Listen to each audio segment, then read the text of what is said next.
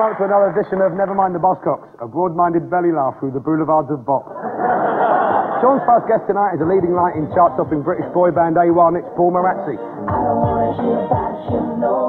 A1 admit that they're a manufactured band, but they're proud that they write their own songs, including Take On Me, first written by Aha, and Talking About a Revolution, first written by Tracy Chapman. They're currently writing A Tale of Two Cities by Charles Dickens.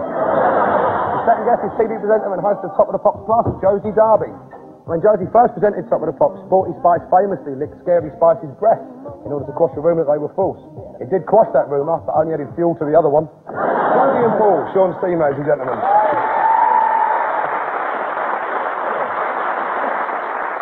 Phil's first guest is the father of British DJing, these days entertaining dozens of listeners on London's Capital Gold. It's Tony Blackburn.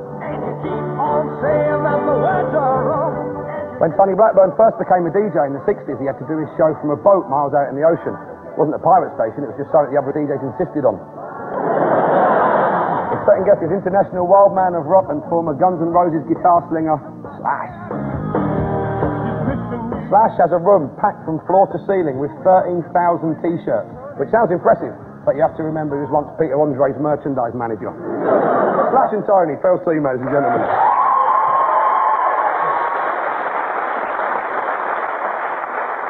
First up tonight is the connected round. Sean, Paul and Josie, what connects these two?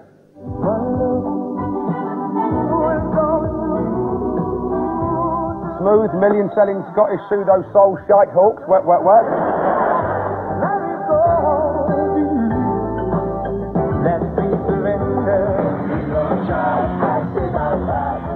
And shambolic, student-friendly Welsh indie oddballs, the Super Furry Animals.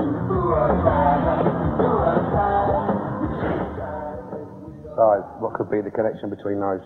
Our Super Furry Animals, the first thing Marty Pellow saw when he went into rehab.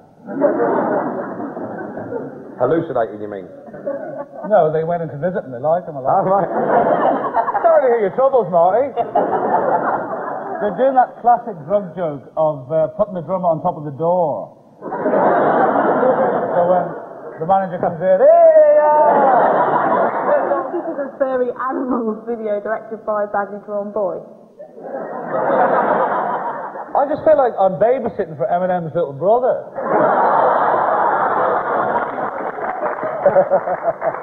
My name is...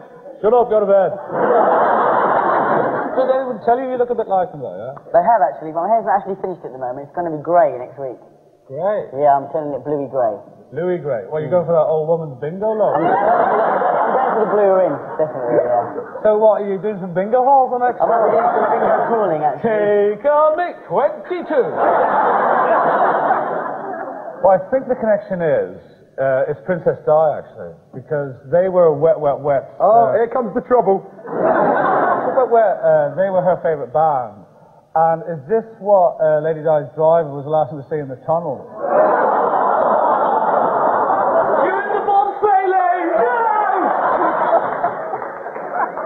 No, actually, I do know the answer. It's football, isn't it? It is football. Wet, Wet, Wet sponsored a football team in Scotland, and Super Furry Animals sponsored one in Wales. I think they sponsored Cardiff, but only in the Welsh Cup. You're quite right. The connection is that both bands have sponsored their favourite football teams. In 1999, Super Furry Animals sponsored Cardiff City, and in 1993, Wet, Wet, Wet signed a sponsorship deal with Clydebank, who wore the band's name on their shirts for the next 2 years. So you get 2 points. I didn't know this, but Wet, Wet, Wet's Marty Pellow. That's not his real name. Whatever, I still like him. And that's not my real opinion. David out of Super Furry Animals once shat on a keyboard after dropping acid and drinking 15 cans of Stella. At which point Nigel Lithgow said, I'm sorry, won't be asking you back tomorrow. Phil, Slash and Tony, can you spot the connection between these two?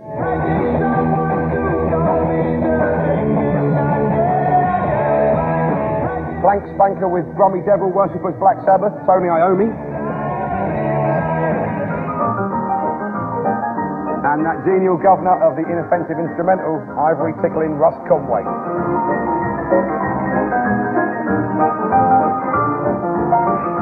What a delight for me to ask Slash what Russ Conway is linked to with anyone. I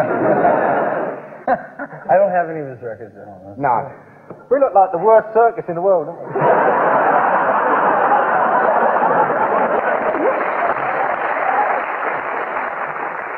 I was thinking we got Isambard Kingdom Brunel. Here's the geezer that killed Joseph. I don't know what you were doing. Is it my gay pirate look? I think the connection probably is that they were related to Mrs. Mills. Like they're going to remember Mrs. Mills. They don't remember you. There is actually a connection between myself and Russ Conway. Really? If you look very closely at Russ Conway, he is actually missing a finger. And if you look closely at that finger there, that was caught in a women's loo when I was 2 years old, and it was actually severed there, but it was stitched back on again. So there is a connection there. Well, let's have a look. Yeah. Come on. Look at it. Look at it. Hold your jacket because my pupils are dilating. No, it's a slightly unusual nail. Is there no knuckle there then? No, it's all right. I mean, it just came off there, but I was rushed to hospital. It's actually hanging off, and it was stitched back in again. You see? So that's the connection, I think, between myself and Russ Conway. But did the nerve stay alive, or was the nerve ending dead? The nerve is, it's not quite. You could actually hit that. Get me mallet! He asked me on camera! Oh, man, I'd love to have found that. That's Tony Blackburn. How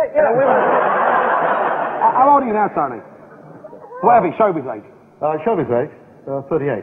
Well, it was still 36 years ago then. Really? My showbiz weight is 12 stone.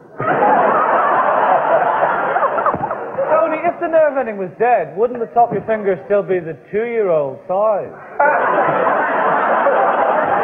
It wouldn't have grown. No, there's another part of him that was obviously chopped off at some point. I used to live on Blackburn Street. What? I used to live on You used to live on Blackburn Street. So we have a connection. Don't get on my fingers. Blackburn and Slash, what a team. That's a cop show I'd pay to see. Blackburn and Slash. Welcome, Blackburn. You two in my office now! I actually have a connection with Phil as well. Because I'm also at the cutting edge of comedy. Yeah, and I'm a shit DJ.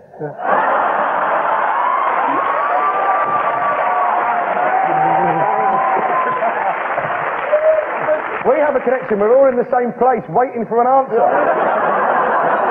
Yeah, the top of Russ Conway's finger is missing. It's currently gigging with Eminem.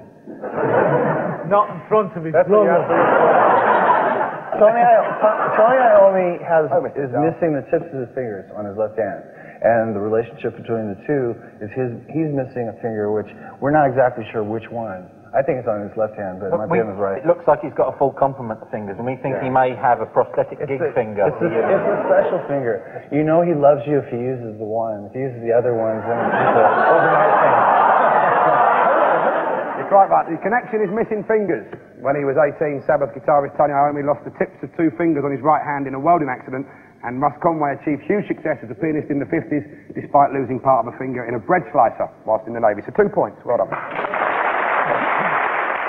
After his accident, Tony Iommi made himself artificial fingertips out of a fairy liquid bottle. It may cost a few pence more, but explains why his guitar solos last twice as long as other cheaper guitar solos.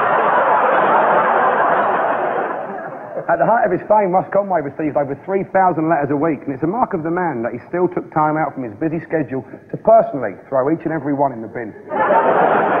So, by the end of that round, both teams have got 2 points.